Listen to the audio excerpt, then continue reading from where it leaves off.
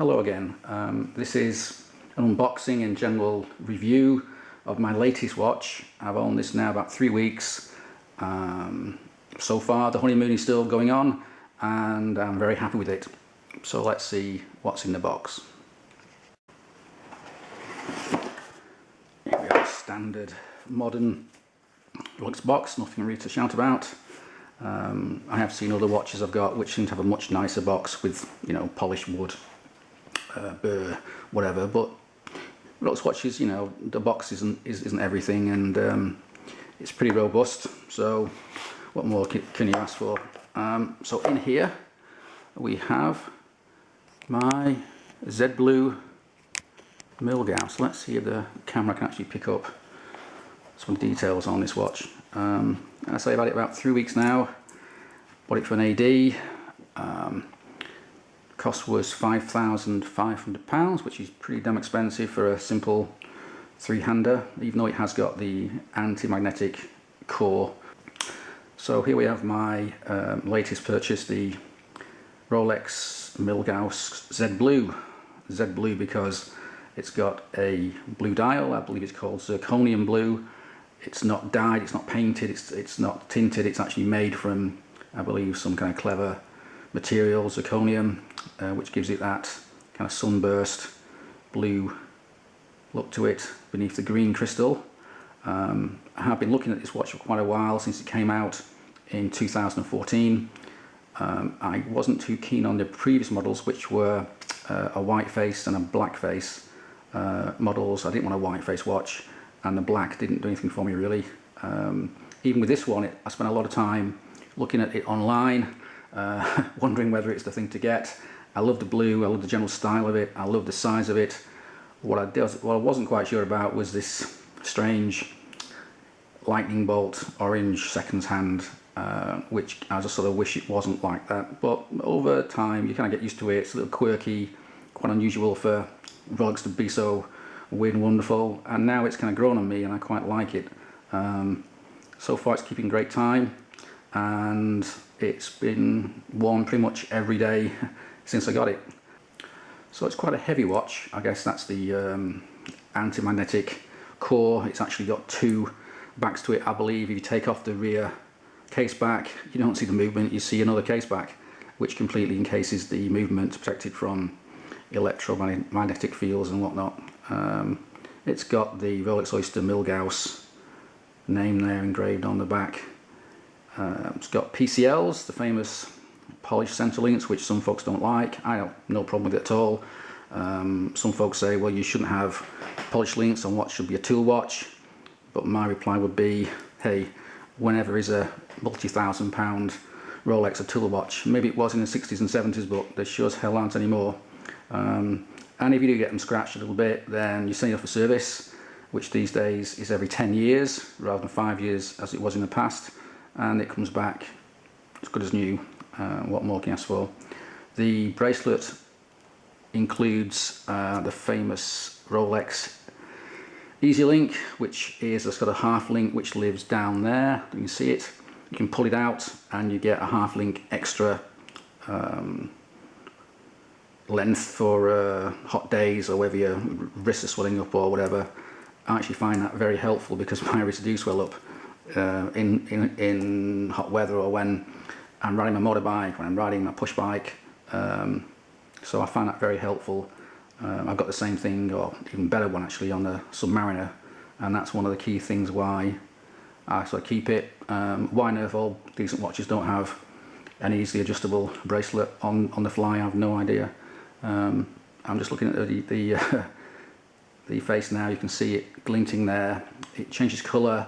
It can be quite pale at times, other times different angles, different lights. It looks almost midnight blue, depending on where you're seeing it from. You see that crystal there, it darkens it down, and it's one of the sort of things that made me buy the watch. I mean, it's just a lovely, lovely dial. These days with Rolex you get a 5-year warranty. That's been the case I think since last August, and a 10-year service interval, which is pretty nice. They're not cheap to service, but then again, when it comes back from the factory, it'll come back pretty much looking like this now. It'll be like brand new. I believe most modern Rolexes anyway, the batons on here are chromalite, I think, and they glow a very nice icy blue at night, and they glow quite brightly, and they last 6-7 hours. You know, it's far better than some of the watches I've had. One good thing about Rolex is they do go into these details, and things do work as they should. Also, the batons themselves are white gold, 18 karat white gold, as is the crown at the top of the dial there. As for all Oyster perpetual watches, we have a screw down crown. I believe this is waterproof to something like 100 meters compared to say 300 meters for a Submariner, but then again, since I get seasick in the bath, it's unlikely I'm ever gonna worry about that sort of thing. But it's nice to have it screwed down, you know, whatever happens, you go for a swim, whatever, it gets dropped in something wet, in a bath, whatever, then it's going to be okay. So let's try a wrist shot, see if this camera will work, and there it is. It fits me very well indeed, I think. My wrist is about 7¼ inches, 39mm watch, fits really well. I tend to find 36mm these days is just too small, and anything over 42, 43 is too big for me. One good thing I like about these sports watches is that they are very slim in comparison to other sports watches. Being left-handed, I wear my watch on my left hand too, so I'm constantly reaching for things with my left hand. There's a big risk I'm damaging this thing, I'm banging it on things, banging it on doors, reaching for things. So what I found is anything that's a tall watch is a no way for me. I've tried on the Sea Dweller Deep Sea, which is far too thick. Some IWCs, the flyback chronos, they're just too thick. I like the watches, but no good to me. So I do like the fact that Rolex haven't gone mad and bloated up these watches and made them too thick, too blingy, and too big. They've sort of kept that conservatism, which I think works and will continue to work in the long term. I've actually been looking for a watch like this for about a year now, ever since I got my Daytona. I've been looking for a blue dial watch, strangely enough. I don't know why. All my watches are black.